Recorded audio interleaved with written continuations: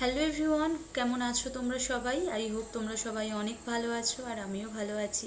আজকে আবারও একটি নিউ ভিডিও নিয়ে তোমাদের কাছে চলে এসেছি। আশা করি আজকের ভিডিওটি তোমাদের ভালো লাগবে এবং তোমরা কিন্তু শেষ পর্যন্ত থাকবে। আজকে হচ্ছে মূলত ভিডিওতে তোমাদেরই কোয়েশ্চেনের কিছু অ্যান্সার আমি আজকে দেবো আর কি। তো কিছু কিছু অ্যান্সার আমি আগেও দিয়েছি, কিন্তু তোমরা একই কমেন্ট বারবারই করছো, জিজ্ঞাসা করছো, তাই সব কিছুই আর কি একটু ডিটেলসেই বলে দেবো। তো মোটামুটি জানি না কতটা বোঝাতে পারবো, কারণ আমি অনেকবারই কথাগুলো বলেছি, তারপরে তোমরা যেহেতু জিজ্ঞাসা করছো সেই জন্য ভাবলাম যে এই কমেন্টের ওপরেই, মানে তোমরা যে কোয়েশ্চেনগুলো করছো তারই ওপরে একটা আমার পুরো প্রেগনেন্সিতে কী কী আমি মানে কোয়েশ্চেনগুলো পেয়েছি সব কিছুই আর কি তোমাদের সাথে শেয়ার করব। আর প্রেগনেন্সি রিলেটেড মোটামুটি যত ধরনের কথা হয় আর কি সব কিছুই আর কি জানাবো তোমাদের সাথে। তো চলো শুরু করব ভিডিওটি। আর ভিডিও শুরু করার আগে আরও একটা কথা বলে রাখি, তোমরা কিন্তু কেউ বাজে কমেন্ট করো না। আসলে আমার এই ধরনের বাজে কমেন্ট শুনতে একদমই খারাপ লাগে আর কি। কারণ হচ্ছে অনেকেই অনেক বাজে মন্তব্য করো তোমরা, যে হচ্ছে আমার ছেলে হয়েছে বলে আমি মেয়েদেরকে ছোট করছি, তো আমার বেবি বয় আছে বলে, মানে বিভিন্ন ধরনের কথা, আমাকে দেখতে খারাপ, এই সমস্ত নিয়ে। আসলে দেখো, একটা যে আমি প্রেগনেন্সিতে বলেছিলাম যে আমি দেখতে কেমন হয়ে গিয়েছিলাম, তো দেখো হচ্ছে আমি যেমন দেখতে তার থেকে আমি একটু বেটার হয়েছি এইগুলো বলে থাকি, কিন্তু তোমরা সেইগুলোকে নেগেটিভ মাইন্ডে নিয়ে আমাকে মানে উল্টোপাল্টা কমেন্ট করো। তো যাই হোক, সেই সব কথা বাদই দিলাম, শুধু বলবো যে নেগেটিভ কমেন্ট করো না, শুধুমাত্র তোমাদেরই কিন্তু কমেন্টে রিপ্লাই দিচ্ছি আমি, এর থেকে বেশি কিছু। চলো প্রথমে হচ্ছে বলি তোমাদেরকে, যে হচ্ছে তোমরা অনেকে জিজ্ঞাসা করছো যে দিদিভাই প্রেগনেন্সিতে হেয়ার ফল হয় কিনা। আমি আগেও বলেছি আমার কিভাবে হেয়ার ফল হতো না হতো, তবুও আর কি তোমাদের সাথে শেয়ার করছি। আমি যখন মানে প্রেগনেন্ট ছিলাম তখন হচ্ছে মানে শীতকাল ছিল ফার্স্টের দিকটায়, তো তখন কিন্তু আমার মানে 1 থেকে 5 মাসের মধ্যে মোটামুটি হেয়ার ফল হচ্ছিল। তো মোটামুটি কেন বলবো, ভালো মাত্রাতেই হেয়ার ফল হচ্ছিল, কিন্তু তারপরে কিন্তু আর কোনোভাবেই আমার হেয়ার ফল হয়নি, একদম মানে কমে গিয়েছে টোটাল। মানে আজ পর্যন্ত আমার এখন বেবির বয়স হচ্ছে 1.5 মাস ছাড়িয়েছে আর কি, এখনও 2 মাস কমপ্লিট হয়নি, তবুও হচ্ছে এখনও পর্যন্ত কিন্তু আমার সেইভাবে কোনো রকমই হেয়ার ফল হচ্ছে না। আর এই সময় তো জানো সেইভাবে যে নিজের কেয়ার বা চুলের যত্ন সেরকমও নেওয়া সম্ভব হয় না, কিন্তু তবুও আমার কিন্তু এখনও পর্যন্ত কোনো হেয়ার ফল হয়নি। তো নেক্সট কোয়েশ্চেন তোমরা করেছো যে দিদিভাই অ্যানিমাল স্ক্যান করতে হচ্ছে কত সময় লাগে। তো হচ্ছে অ্যানিমাল স্ক্যানটা করতে একটুখানি দেরি হয় আর কি, অন্যান্য স্ক্যানগুলোর তুলনায় একটু টাইমটা বেশি লাগে। তো মোটামুটি আমার ওই 20 মিনিট বা আধ ঘন্টা এরকম লেগেছিল আর কি। কারণ এই অ্যানিমাল স্ক্যানে তো বেবির প্রত্যেকটা মানে অঙ্গ প্রত্যঙ্গের ছবি তোলা হয় আর কি, সব কিছু নেওয়া হয়। তো সব সময় তো বেবি একইভাবে মুভমেন্ট করে না, তো বেবির মুভমেন্টের ওপর ডিপেন্ড করে। আমি যখন করেছিলাম আমার বেবি তখন ঘুমিয়েছিল, সেই জন্য ওকে জাগিয়ে তারপরে হচ্ছে ওর সব অঙ্গ প্রত্যঙ্গের আর কি মোটামুটি ক্যাপচার করেছিল, ছবিগুলো নিয়েছিল, তো সেই জন্য আমার ওই আধ ঘন্টা মতো লেগেছিল। তো এরপরে আরও একজন আমায় জিজ্ঞাসা করেছো যে দিভাই হচ্ছে আমার ফার্স্ট ইউএসজিতে বেবির হার্ট রেট এসেছিলো 164 পার বিটস মিনিটসে। তো এখন আমার 4 মাস চলছে এবং 141 আমার বেবির হার্ট রেট এসেছে। আমার ছেলে হবে না মেয়ে হবে, তো একটু বুঝিয়ে বলো। তো এই বিষয়ে আমি একটা কথাই বলবো, যে হার্টবিটটা কিন্তু কখনোই কোনোভাবেই ম্যাটার করে না, তো কি হবে, ছেলে হবে না মেয়ে হবে। কারণ এর দৃষ্টান্ত হিসেবে আমিই একজন। কারণ মানে সবাই বলে থাকে বেশিরভাগ যে 140 থেকে 50-এর মধ্যে থাকলে ছেলে হয় এবং এর থেকে বেশি থাকলে মেয়ে হয়, কিন্তু এটা একদমই ভুল। কারণ কোনটা কার ক্ষেত্রে হয় সেটা কিন্তু একদমই বলা যায় না। আমার ক্ষেত্রে যেমন হয়েছে, আমার বেবির হচ্ছে শেষ ইউএসজিটা হার্ট রেট এসেছিলো কিন্তু 155 বিটস পার মিনিটসে, কিন্তু আমার ছেলে হয়েছে। তো সেই জন্য বলবো যে হার্টবিটটা কিন্তু কোনোভাবেই মানে বোঝায় না যে ছেলে হবে কি মেয়ে হবে। তো এরপরে তোমরা কোয়েশ্চেন করেছিলে যে আমার ডিসচার্জ কতদিনে হয়েছিল।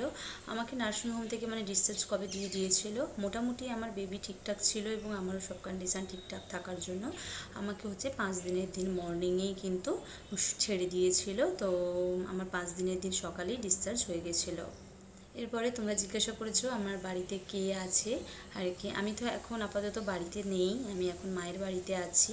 তো এখানে আপাতত সকাল থেকে কেউই থাকে না, কারণ মা বাবা দুজনেই একদম সকাল সকাল বেরিয়ে চলে যান।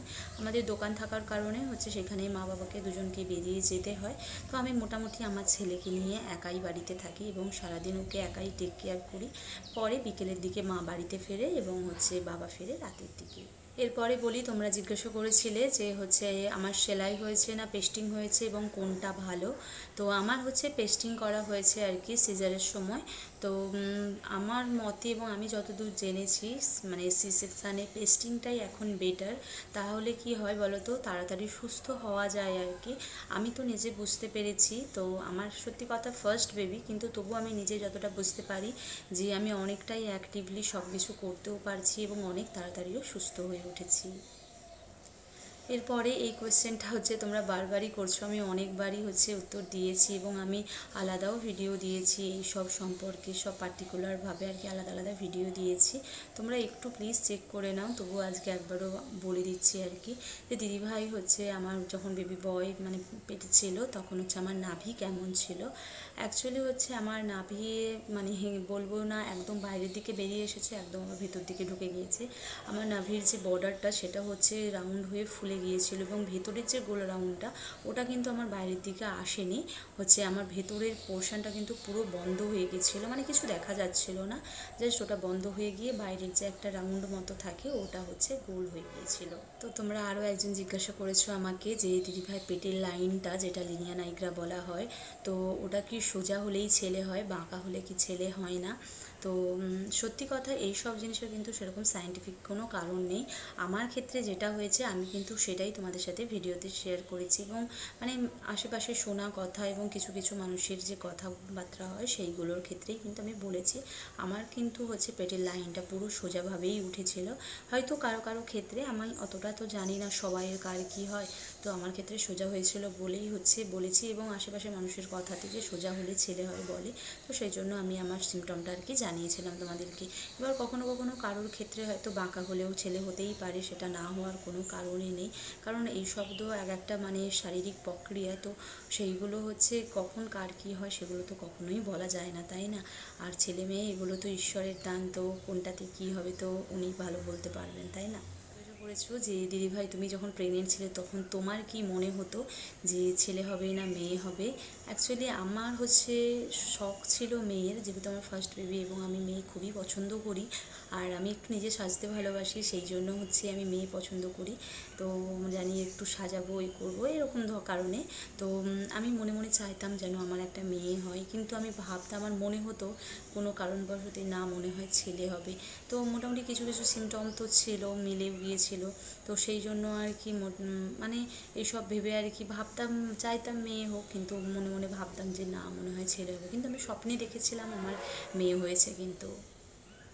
তো আমার বেবির এফএইচআর কত ছিল এইটা নিয়ে আমি অনেক ভিডিও দিয়েছি, আলাদা আলাদাভাবে ভিডিও দিয়েছি, প্রত্যেকটি ইউএসজির ভিডিও দিয়েছি, তবুও একবার আমি আবারও বলে দিচ্ছি কত ছিল পুরো ফার্স্ট থেকে লাস্ট পর্যন্ত। আমি যখন ফার্স্ট হচ্ছে 10 সপ্তাহে আমার ফার্স্ট ইউএসজি করি তখন আমার বেবির এফএইচআর এসেছিলো 171।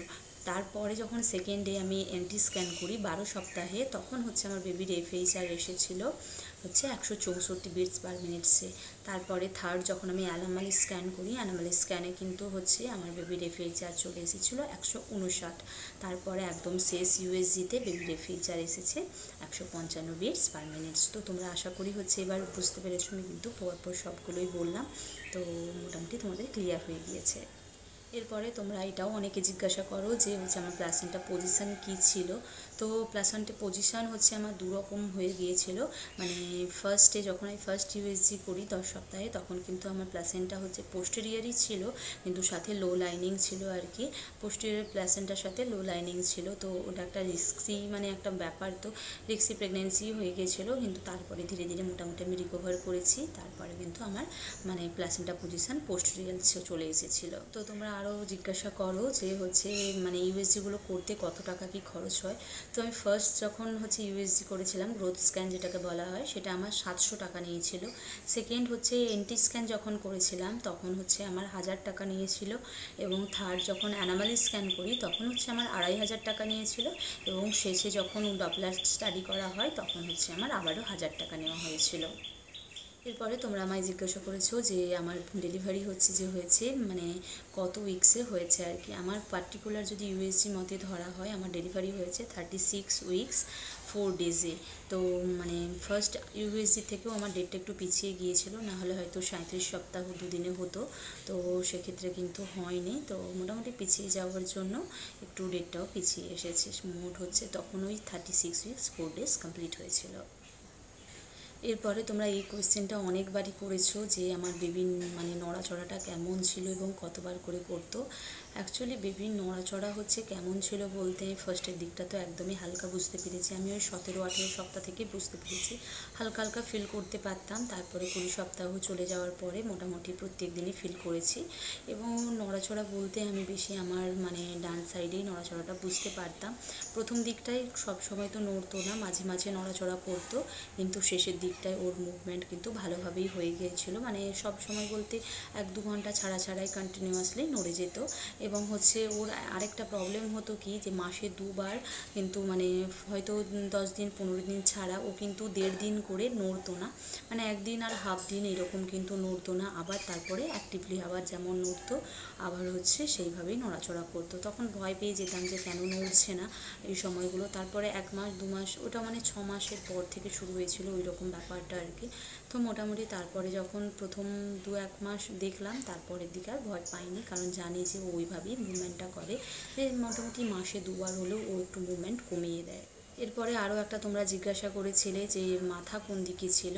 আমার বেবির মাথা কিন্তু আমার হচ্ছে লেফট সাইডে ছিল। তো মোটামুটি মানে আমার ইউএসজিতেও লেখা ছিল যে লেফটে আছে, এবং স্পাইনটা হচ্ছে ওপর দিকে লেফটের দিকেই আছে ওর। তোমরা আরও একটা জিনিস জিজ্ঞাসা করেছো যে দিদিভাই তোমার লাস্ট এলএমপি ডেট কত। আমি তো বারবারই বলেছি আমি হচ্ছে পিসিওডির পেশেন্ট ছিলাম, তো সেই জন্য আর কি আমার যে লাস্ট এলএমপি ডেট ওয়াইজ কিন্তু আমার বেবির মানে ম্যাচুরিটি হয়নি, কারণ তাহলে ধরলে অনেক দিন মানে 10 মাসও পেরিয়ে যাবে। তো মোটামুটি আমার বেবির যে কনসিভ হয়েছিল তখন কিন্তু অলরেডি মানে 2 মাসের গায়ে তখন হচ্ছে চলছিল আর কি, মানে 4 মান্থস আমার পিরিয়ডস অফ ছিল, সেক্ষেত্রে আমার 2 মাসের মতো বেবির আর কি এজ হয়েছিল। তো মোটামুটি এই জন্য হচ্ছে আমি লাস্ট এলএমপি ডেটটাকে সেইভাবে কখনোই গুরুত্ব দিইনি। এরপরে এটা হচ্ছে আর বলবো না, কারণ এটা নিয়ে পুরো ডিটেলসের ভিডিও আছে যে আমার প্রেগনেন্সিতে বেবি বয় যে হয়েছিল কী কী সিমটম দেখা গিয়েছে। তো মোটামুটি বেবি বয় নিয়ে পুরো সিমটমস কিন্তু হচ্ছে আমি আমার মানে প্রোফাইলে দিয়ে রেখেছি, তোমরা প্লিজ একটু চেক করে নিও আমার প্রোফাইল, অবশ্যই কিন্তু বুঝতে পারবে এবং সেখানে দেখতে পাবে। আর হচ্ছে এরপরে আরও একটা বিষয় যেটা সম্পর্কেও কিন্তু আমি পুরো আলাদা ডিটেলসে ভিডিও দিয়েছি, যে আমি প্রেগনেন্সিতে কী স্বপ্ন দেখতাম আর কি, কী স্বপ্ন দেখেছি, এটা নিয়েও আমার পুরো ডিটেলসে ভিডিও আছে, তোমরা এটাও কিন্তু একটু চেক করে নিও। অবশ্যই কিন্তু তোমরা বুঝতে পারবে যে আমি কী স্বপ্ন দেখেছি। আমি কিন্তু খুব যে স্বপ্ন দেখেছি তা নয়, তবুও হচ্ছে যেইটুকু স্বপ্ন দেখেছি সেটাও তোমাদের সাথে পুরো ডিটেলসে শেয়ার করেছি, তোমরা একটু আমার প্রোফাইল চেক করে নিও। আর তোমরা হচ্ছে জিজ্ঞাসা করেছিলে যে আমার সিজারিয়ান করতে মানে সিজারিয়ান করতে কত খরচ হয়েছে আর কি। মোটামুটি আমার সব টোটাল প্রায় মানে 40,000 টাকার মতো কিন্তু আমার খরচ হয়েছে। তো মানে এদিক সেদিক দিয়ে দেখতে গেলে 40,000 টাকার মতোই প্রায় খরচ হয়ে গিয়েছে আর কি। তো মানে ডক্টর যদি পার্টিকুলার নেয় আর কি আমার থেকে, বেবি পারপাস বাদে আমার কিন্তু 28,000 টাকা বিল করেছিল ওরা। তো সেখান থেকে আর কি তারপরে বেবি পারপাস ছিল, ওরা একটুখানি ডিসকাউন্ট দিয়েছিল, সব নিয়েই দেখতে গেলে মানে 35,000 থেকে 40,000-এর মধ্যেই খরচ হয়েছে। সব শেষ কোয়েশ্চেন তেও হচ্ছে আরও একটা মানে আরও আছে, তবুও অনেক বড় হয়ে যাবে ভিডিওটা, তাই আর কি বলছি না। তো এখানেই শেষ করছি। তোমাদের যদি আরও কোনো কোয়েশ্চেন থাকে অবশ্যই আমাকে কমেন্ট করতে পারো, আমি নেক্সট হচ্ছে পার্ট 2 এর ভিডিও দেব। তো শেষে এটাই বলে দিই যে আমার ক্রেভিং কেমন ছিল। তো ক্রেভিং বলতে ফার্স্টের দিকে আমি মোটামুটি সব কিছু খেতে পারতাম, মোটামুটি 3 মাস পর্যন্ত, 3 থেকে 4 মাস পর্যন্ত সব কিছুই খাওয়া দাওয়া করতে পারতাম, কিন্তু তারপরে হচ্ছে মাংস টাংসগুলো একদমই খেতে পারতাম না, অনেক খাবারই মানে অ্যাভয়েড করে দিতাম, মানে 6 মাস পর্যন্ত খাবার দাওয়াগুলো একদমই অ্যাভয়েড করে দিয়েছিলাম, 6 থেকে 7 মাসের মতো। তারপরে কিন্তু আবার ধীরে ধীরে আস্তে আস্তে খাওয়াগুলো শুরু করেছিলাম। তার মধ্যে কিন্তু আমি পার্টিকুলার যে একটা কোনো খাবারে ক্রেভিং হতো সেরকম নয়, মানে আমার ওই একটা মিষ্টির প্রতি ক্রেভিং হয়েছিল, তো খুবই ইচ্ছে হয়েছিল সেই মিষ্টিটা খেতে। কিন্তু খুব যে মিষ্টি খেতে ভালোবাসি তা নয়, আমি কিন্তু সবসময় নোনতা বা ঝাল এই জিনিসটাই প্রেফার করতাম এবং ভালোও লাগতো আমার নোনতা বা ঝাল এইটা খেতে। তো তো এই হলো মোটামুটি আমার প্রেগনেন্সি রিলেটেড তোমাদের যে কোয়েশ্চেনগুলো ছিল সব কিছুই তোমাদের সাথে মোটামুটি আমি শেয়ার করতে পেরেছি। জানি না কতটা ভালো তোমাদেরকে বুঝিয়ে বলতে পেরেছি, তবুও চেষ্টা করেছি। আর যদি তোমাদের বললাম যে কোনো রকম কোনো কিছু আরও জানার থাকে অবশ্যই জিজ্ঞাসা করতে পারো। আমি নেক্সট আবারও ভিডিও দেব, তো পার্ট 2 যদি পারি ভিডিও দেব। তো যাই হোক বন্ধুরা, আজকের মতো কিন্তু ভিডিওটি আমি এখানেই শেষ করছি। আর যদি ভিডিওটি ভালো লেগে থাকে অবশ্যই একটি লাইক কমেন্ট করে যেও। যদি চাও এই ধরনের ভিডিও পেতে তাহলে চাইলে আমার চ্যানেলটাকে সাবস্ক্রাইব করে পাশেও থেকে যেতে পারো পরবর্তী ভিডিও পাওয়ার জন্য। তো দেখা হবে তোমাদের সাথে নেক্সট আবারও একটি সুন্দর কোনো ভিডিও নিয়ে। ততক্ষণ তোমরা ভালো থেকো, সুস্থ থেকো, সাবধানে থেকো। এখনকার মতো টাটা।